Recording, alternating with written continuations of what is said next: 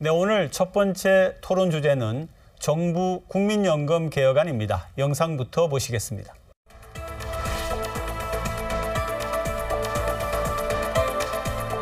세대별 인상 속도 차등 등 개혁에 따른 부담을 세대 간 분산시키는 한편 지급 보장 명문화 등 연금에 대한 불안을 해소하여 세대 간 형평성을 높였습니다.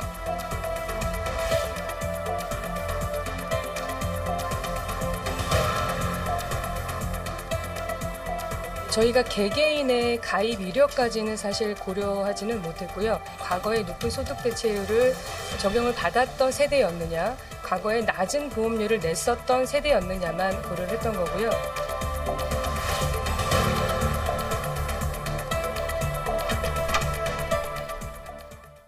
정부가 연금 개혁안을 발표를 했는데요. 개혁이 굉장히 필요하다 이런 얘기가 많았었죠, 그동안에. 현재 국민연금 제도는 이제 우리나라의 급속한 고령화와 그리고 저출생 여파로 인한 인구 구조의 변화로 인해서 이 개혁의 필요성이 강조되고 있는 상황입니다. 현재 전망치로는 기존의 적립금이 약 30년 뒤인 2056년이면 전부 고갈될 것이다라고 얘기를 하고 있는데요. 그렇기 때문에 이 개혁에 대한 부분이 훨씬 지금 적극적으로 논의가 되고 있는 것으로 보입니다. 네. 이를 해결하지 않는다면 결국은 기존에 납부했던 분들도 연금을 받지 못하게 되고 그리고 그 이후에는 더 이상 보장을 받지 못하기 때문에 노후 보장 자체가 불가능한 상황이 됩니다.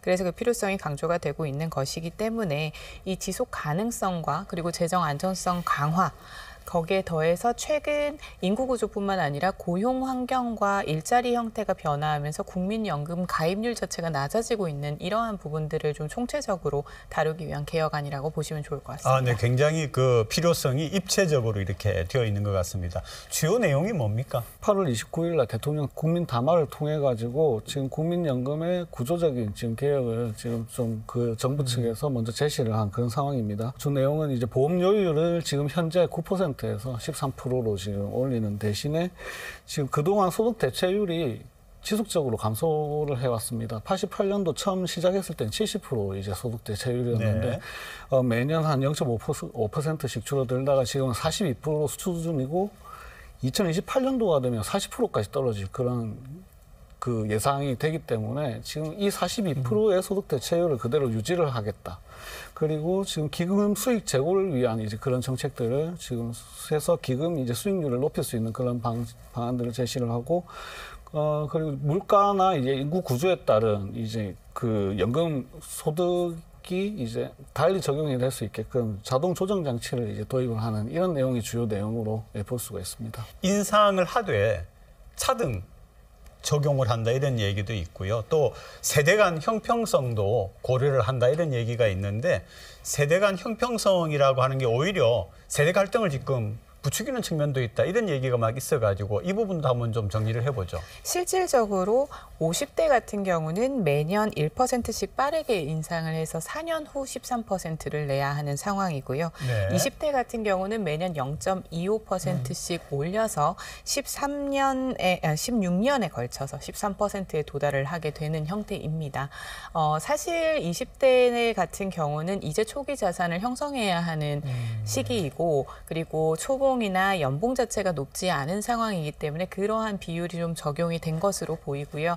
다만 50대 같은 경우는 갑작스러운 지출의 증가와 이제 고정 소득에서 이제 발생하는 지출로 인한 부담이 좀 증가할 수 있습니다. 그래서 미래 세대의 그 연금 부담을 현 세대가 이제 함께 짊어지는 측면에 대해서 오히려 50대 이상 측면에서 이 부담감을 호소할 수 있는 상황입니다. 참고적으로 말씀을 드리면 국민연금의 이제 보험료율이 우리나라가 지금 다른 OECD 선진국에 비해서 많이 낮은 편입니다.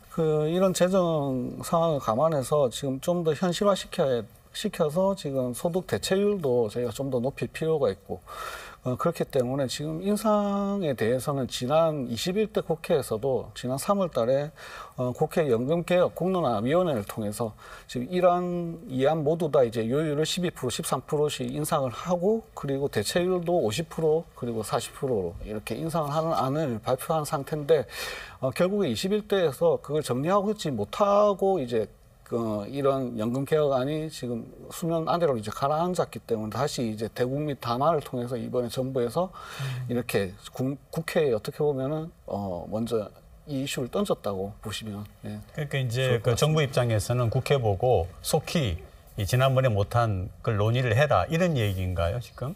네, 아무래도 2056년에 재정이 고갈될 수밖에 없기 때문에 지금 그 기준으로 한다고 하면 90년대생 이후부터는 연금을 받지 못하게 되는 구조가 됩니다. 그렇지 않아도 프리랜서나 또 쉬었음에 대한 경제활동에 쉬는 인구가 늘어나고 있는 상황이라 젊은 세대들의 연금 납입률도 떨어지고 있는 상황에서 이 수급에 대한 불안감까지 높아진다고 하면 이 연금에 대한 재정 고갈은 더 빨라질 수밖에 없습니다. 그래서 하루라도 빨리 이 부분이 개혁이 이루어져야 된다는 것인데 1988년 처음 도입 이후에 98년 그리고 2007년 두 차례에 거쳐서 연금 개혁이 있었지만 최근까지 이루어지고 있지 않았습니다. 그렇기 때문에 시기적으로는 시급하다라는 지점에 대해서는 동의를 합니다만 말씀하신 것처럼 모두를 만족시킬 수는 없기 때문에 어떤 젊은 세대들 같은 경우에서는 혜택을 적게 받는다는 불안감이 있을 수 있고 기성세대 같은 경우는 보험료율이 올라간다는 부담감이 있을 수 있습니다. 그리고 거기에 더해서 소득 불균형에 대한 부분이 아직까지 완벽하게 커버가 될 수 있지는 않는 상황이기 때문에 좀 더 충분한 설득과 설명을 통한 개혁이 필요하다라는 말씀드립니다. 그러니까요. 하나 또 이제 의문이 드는 거는 65세까지 보험료를 이렇게 납부를 해라 이렇게 하면은 자 65세가 예를 들면 정년이라고 생각할 때 정년까지 못 가는 경우도 있을 수가 있고요. 그다음에 또 일이 없어지는 경우도 있을 건데 그런 것에 대한 어떤 이렇게 보완책 같은 건 있는 건가요? 어떻게 돼 있습니까? 지금 65세까지 보험료를 이제 내기 어렵다는 이제 전제가 이제 결국에는 62세 이상의 인구가 계속 지속적으로 늘어나고 있고 지금 현재 그 60세 이상의 이제 고용률이 이제 48.5%로 아니 절반 이하 수준으로 되게 낮은 고용률을 보이고 있기 때문에 지금 걱정을 하는 부분도 저희가 충분히 이해를 하고 있습니다. 결국에는 이런 부분도 지금 비정규직 근로자 형태로 또 많이 또 일을 하고 계시기 때문에 그 정부에서도 이런 부분들 때문에 정규직으로 이제 전환을 많이 추진을 해왔고 그런 정책들을 펼쳐왔지만 아직 시장에서 그런 노동시장 자체가 60대 이상 이제 고령자들에 대한 이제 좀 호의적인 그런 분위기가 아니기 때문에 이런 부분들도 저희가 사회적으로 조금씩 고쳐야 되는 그런 거라고 생각을 하고 앞서 국민연금이 결국에는 지금 사회적 불균형을 또 이제 형성시킬 수 있고 이게 세대 간의 갈등을 또 일으킬 수 있다 이런 말씀을 주셨는데 이런 부분들은 이제 저희가 공적 연금들이 국민연금뿐만이 아니고 이제 기초연금이나 이제 노령연금 이런 부분들이 또 있습니다. 이런 부분들이 또 보완할 수 있게끔 하는 정책들이 같이 시행이 돼야 된다고 생각을 하고요. 그런 측면에서 이번 대통령 담화에서 그런 다른 공적 연금에 대한 이런 보완책들도 지금 세부적으로는 아니지만 이 이슈를 지금 이번에 띄우셨거든요. 법률 개정을 통해서 이제 연금 지급의 보장을 이제 또 하겠다 이런 부분들이나 기초연금 개선을 통해서 이제 저소득 노인을 지원을 강화를 하겠다 이런 부분들 그리고 세제 혜택 등으로 개인연금을 또 활성화시키겠다 이런 부분들이 있기 때문에 공적연금이 서로 이제 역할을 하면서 조금씩 보완이 되어 가야 된다고 생각을 합니다. 네, 그리고 이제 하나 개념이 자동 안정화 장치 이런 얘기가 나오던데 이게 무슨 얘기예요? 자동 안정화 장치라고 부르기도 하고 자동 조정 장치라고도 부르기도 합니다. 다르게 바꿔 말하면 연금 삭감 장치라고도 보실 수가 있는데요. 이 연금 제도의 지속성을 확보하겠다라는 목적이 큰 장치이기는 합니다. 인구 구조나 그리고 경제 상황이 즉 물가 상승률 이런 부분을 모두 따지고 고려해서 연금 지급액이 변동될 수 있는 부분입니다. 즉 나중에는 연금을 수령할 수 있는 금액이 줄 수도 있다라는 부분이 있어서 불안감을 좀 호소하시는 경우도 있기는 한데요. 현재 같은 경우는 기대 수명이 계속 늘어나고 있습니다. 지금 22년 기준으로 우리나라 국민 기대 수명이 82.7세이고요. 그리고 2010년도부터 기대 수명은 이미 80세를 넘었고 또 인구의 데드크로스는 20년부터 시작을 했습니다. 또 저출생률은 이미 2002년부터 1.17명대로 시작이 됐습니다. 즉 인구 구조에 대한 불안감은 우리가 진작부터 가지고 있었지만 연금에 대한 개혁을 시도하지 않았기 때문에 재정 고갈을 지금 목도하고 있는 상황에서 필수적인 장치라고 정부는 판단을 했던 것 같습니다.